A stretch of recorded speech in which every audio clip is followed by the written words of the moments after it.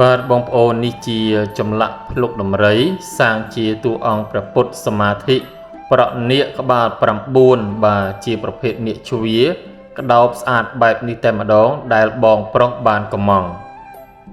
លេខទូរស័ព្ទរបស់លោកគ្រូមាន Telegram ប្រព័ន្ធ Smart 098 496 498 YouTube របស់លោកគ្រូជាអក្សរអង់គ្លេសឈ្មោះតាចតុមុខ Facebook Page របស់លោកគ្រូឈ្មោះទស្សទាយនឹងជាវត្ថុជំនឿស័ក្តិសិទ្ធិសូមបងប្អូនជួយចុច Subscribe Channel លោកគ្រូនិងចុច Like Page ម្នាក់មួយផងសូមអរគុណ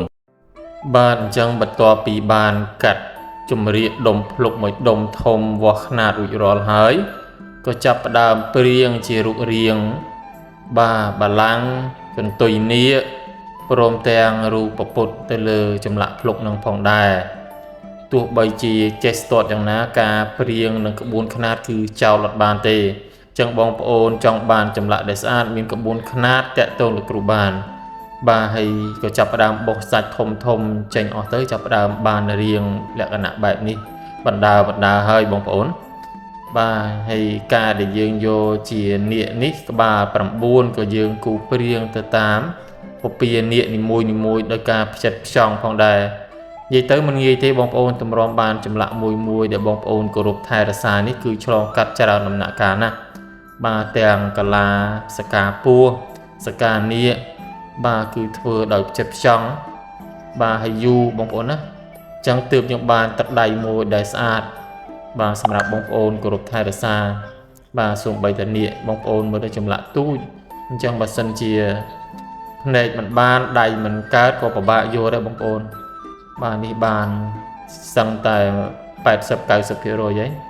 បាទនៃតែការបើកភ្នែកបើកប្រភពបាទលេខបើកប្រភពនេះគឺជាងមួយចំនួនពិបាកមែនតើបងប្អូនណាបាទនេះសន្មតទៅហើយបងប្អូនបាទនៅតែការថែមប្រេងថែមម្សៅសម្អាតដោយកមួនដោយច្រាស់បន្តិចបន្តួចទៀតដើម្បីបោះឲ្យស្អាតកំណកកំតិចភ្លុកគឺរួចរាល់តែម្ដងតិចទៀតលោកគ្រូថតនៅកន្លែងផ្ទៃភ្លឺស្រួលបងប្អូនយើងមើលចឹងបងប្អូនចង់បានចម្លាក់អាចតាក់ទងលោកគ្រូបានកំងឆ្លាក់បានគ្រប់តួអង្គទាំងអស់មិនថាប្រម៉ែធរណីតួអង្គខាងទេពព្រហ្មញ្ញសាសនាឬក៏ពុទ្ធសាសនាទេបាទនេះរួចរាល់ហើយបងប្អូនណានាគក្បាល9បើកពពាមកក្តោបតួអង្គពុទ្ធពេញហើយចម្លាក់នេះគឺ VIP បាទ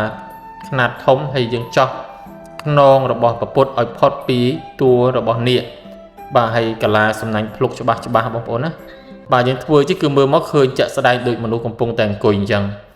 បងប្អូនចង់បានតាក់ទងលោកគ្រូបានតាមលេខទូរស័ព្ទលើវីដេអូនេះមាន Telegram 098 496 498